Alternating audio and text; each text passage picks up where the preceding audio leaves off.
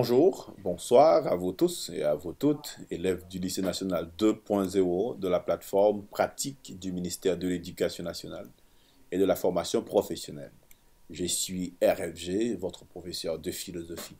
C'est toujours un plaisir, comme je vous l'avais dit, et d'être avec vous sur la dite plateforme. Nous allons continuer à parler de l'étude de texte. Savoir étudier un texte philosophique, ça va être notre compétence terminale. Savoir dégager la thèse de l'auteur, savoir identifier les étapes de l'argumentation, savoir relever l'intérêt philosophique sont entre autres nos compétences spécifiques. Mais dans cette séance, nous allons nous attarder spécifiquement à la deuxième compétence, à savoir identifier les étapes de l'argumentation d'un texte de philosophie. Pour mieux vous permettre de comprendre cet exercice, nous proposons de faire un rappel important de la dernière séance. Lors de la dernière séance, nous avons pu vous aider à comprendre la manière de relever une thèse dans un texte de philosophie. Et on vous avait dit aussi que la thèse représente non seulement la conception philosophique de l'auteur, c'est-à-dire ce qu'il soutient par rapport au problème général, mais il faudrait aussi que l'on se le rappelle que la thèse en tant que telle, elle est formulée sous forme d'une phrase complexe et non pas à partir d'un mot. Et pour répondre à cette question, la thèse, il faut savoir de quoi parle le texte, c'est-à-dire quel est l'objet du texte ou encore quel est le thème. Si on ne sait pas de quoi parle le texte, ça va être extrêmement difficile de pouvoir déduire la thèse. Donc l'auteur en question, non seulement il cherche à traiter un problème, mais il doit prendre position. Et pour qu'il prenne position, cette position doit être fonction avant tout d'une conception un peu générale. Et la thèse, ça va être sa propre conception à propos du problème philosophique général. Ensemble, nous avons essayé, à la lumière de la pensée de l'auteur, alors on parle de Cournot, élucider sa thèse. Dans ce cas, le piège à éviter, c'est de ne pas confondre thèse et thème. Car si la thèse suppose une construction complète et complexe de phrases, le thème, pour sa part, est un mot ou une expression sans verbe conjugué. Donc la thèse, elle est tout à fait différente du thème. Maintenant, nous allons, à partir de ce texte, vous aider à relever les étapes de l'argumentation. Et pour relever les étapes de l'argumentation, nous vous proposons à nouveau de lire avec moi, si vous voulez, suivez la lecture que je vais vous faire du texte de Cournot. La philosophie ne peut être rapprochée de la science, en ce sens qu'elle en formerait soit le premier, soit le dernier échelon. C'est le produit d'une autre faculté de l'intelligence qui, dans la sphère de son activité, s'exerce et se perfectionne suivant un mode qui lui est propre. C'est aussi quelque chose de moins impersonnel que la science. La science se transforme identiquement par l'enseignement oral et dans les livres. Elle devient le patrimoine commun de tous les esprits et dépouille bientôt le cachet du génie qui l'a créé ou agrandi.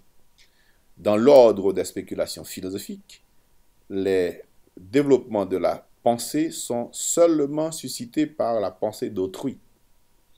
Ils conservent toujours un caractère de personnalité qui fait que chacun est obligé de se faire sa philosophie. La pensée philosophique est bien moins que la pensée poétique, sous l'influence des formes du langage, mais elle en dépend encore, tandis que la science se transmet sans modification aucune d'un idiome à l'autre. On vous le rappelle, Cournot. Pour répondre à cette question, c'est-à-dire les étapes de l'argumentation, on peut essayer de subdiviser le texte en plusieurs parties. Et chacune de ces parties pourrait constituer ce qu'on pourrait appeler une étape de l'argumentation. Par exemple, le texte de Cournot peut être subdivisé en 3 parties. On peut visualiser avec moi. Alors, si vous voulez, vous pouvez visualiser avec moi, c'est ce que je dirais. La philosophie ne peut être rapprochée de la science jusqu'à c'est aussi quelque chose de moins impersonnel que la science fait déjà une première subdivision. C'est la partie que vous avez ici en bleu, toute la partie en bleu constituerait la première partie. La science se transforme identiquement par l'enseignement oral et dans les livres jusqu'à créer ou agrandir, je dirais toute la partie ici en rouge, représente la deuxième partie, si vous voulez une deuxième subdivision. Dans l'ordre des spéculations philosophiques, jusqu'à d'un idiome à l'autre, vous avez ici un texte subdivisé en 3 parties. Qu'est-ce que cela peut donner? Si on relit de la première partie jusqu'à la science, de quoi est-il question? On voit clairement que l'auteur établit une distinction fondamentale entre la philosophie et la science. Regardez, on voit que l'auteur établit une distinction fondamentale entre la philosophie et la science. C'est ce que vous avez dans la première phrase. La philosophie ne peut être rapprochée de la science en ce sens qu'elle en formerait soit le premier, soit le dernier échelon. On poursuit avec notre raisonnement. Maintenant, si vous avez compris cette première idée, on peut maintenant élaborer la première étape de l'argumentation. Cournot débute le texte par une contradiction. Philosophie et science ne sont pas du même ordre. Et qu'est-ce que cela peut donner? Voici de manière plus concrète, plus réelle, la formulation de cette première étape. Vous pouvez, par exemple, écrire ou dire, si vous voulez, d'abord, la première étape s'articule de la manière suivante. L'auteur débute son texte par une contradiction, montrant que la philosophie et la science ne relèvent pas du même ordre de pensée. Je relis. La première étape s'articule de la manière suivante. L'auteur débute son texte par une contradiction, montrant que la philosophie et la science ne relèvent pas du même ordre. Je me permettrai de lire une dernière fois cette première étape. Ici, la première étape s'articule de la manière suivante. L'auteur débute son texte par une contradiction montrant que la philosophie et la science ne relèvent pas du même ordre de pensée. Ça, c'est la première étape. Maintenant, on peut élaborer la deuxième étape, vu qu'on avait, bien sûr, procédé à une subdivision du texte. Permettez que je revienne dans le texte. Ici, vous avez toute la partie en rouge. Je vous lis rapidement. La science se transforme identiquement par l'enseignement oral et dans les livres.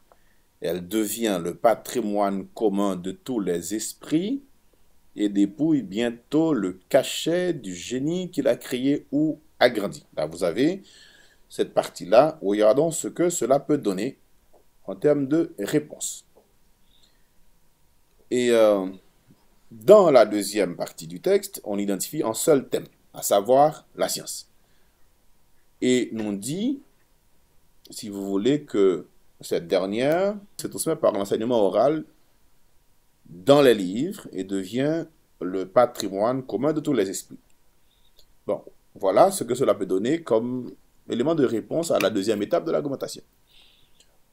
Il enchaîne, on peut dire, il enchaîne en justifiant une partie de sa thèse. La science est objective en ce sens que l'élaboration de tout discours scientifique en fait un propos impersonnel, c'est-à-dire sans auteur. On poursuit maintenant pour la troisième étape, vu que on avait, si vous voulez, subdiviser le texte en 3 parties. On revient à nouveau dans le texte, à la partie en vert, dans l'ordre des spéculations philosophiques. les développements de la pensée sont seulement suscités par la pensée d'autrui. Ils conservent toujours un caractère de personnalité qui fait que chacun est obligé de se faire sa philosophie. La pensée philosophique est bien moins que la pensée poétique sous l'influence des formes du langage, mais elle en dépend encore, tandis que la science se transmet sans modification aucune d'un idiome à l'autre. On revient là où on était, bien entendu, à la troisième étape de l'argumentation. Suivez avec moi. Et merci de rester fidèle. Regardez bien ce que cela donne. L'auteur, dans la troisième partie du texte, traite de la philosophie ou du discours philosophique, nous apprenant que la philosophie conserve toujours un caractère de personnalité, donc de subjectivité. Voilà ce que cela peut donner de manière beaucoup plus, je dirais, ordonnée, plus cohérente. Il conclut par une idée générale qui tient compte de l'objet de la philosophie, montrant que tout discours philosophique a toujours un auteur. Toute philosophie est toujours la philosophie d'un philosophe. Au baccalauréat, on peut vous demander de relever les étapes de l'argumentation. C'est une formulation possible. On peut vous demander de relever les articulations logiques, ou de moins de relever les moments du texte. Donc, quelle que soit la formulation, vous devriez vous rappeler qu'on est en train de vous demander la même chose. Qu'est-ce que représentent les étapes de l'argumentation? Eh bien, les étapes de l'argumentation représentent les justificatifs de la thèse. C'est que si l'auteur défend une conception, il doit être en mesure de pouvoir l'argumenter. La thèse, elle tient dans la mesure où elle est soutenue par un ensemble d'argumentations. Donc, pour relever les étapes de l'argumentation d'un texte, il faut commencer par vous questionner sur les informations de la thèse. Cela exige une compréhension claire du texte au point de nous familiariser avec l'opinion de l'auteur, c'est-à-dire la thèse. Certaines questions sont très importantes à poser. Par exemple, que dit l'auteur concernant sa thèse? Soutient-il son opinion par des exemples ou par des affirmations? Comment a-t-il procédé pour étayer sa thèse? Si vous savez de quoi parle le texte, c'est-à-dire le thème, vous devriez être en mesure de réaliser clairement et simplement les attentes de l'auteur concernant sa thèse, c'est-à-dire sa conception philosophique. Enfin, ce qui est demandé, ce qui vous est demandé, ce qui vous sera demandé au baccalauréat, ou à l'école, peu importe là où vous êtes en train d'étudier un texte de philosophie, eh bien, il faut toujours suivre un petit plan vous permettant de répondre de manière très schématisée à cette question. Pour mieux vous permettre de dégager les étapes de l'argumentation ou les articulations logiques d'un texte, il faut savoir repérer adroitement les idées d'auteur. Par exemple, dans le texte qui nous concerne, essayons de voir les différents énoncés. À titre de rappel, on a parlé de la philosophie, ça a été le premier thème.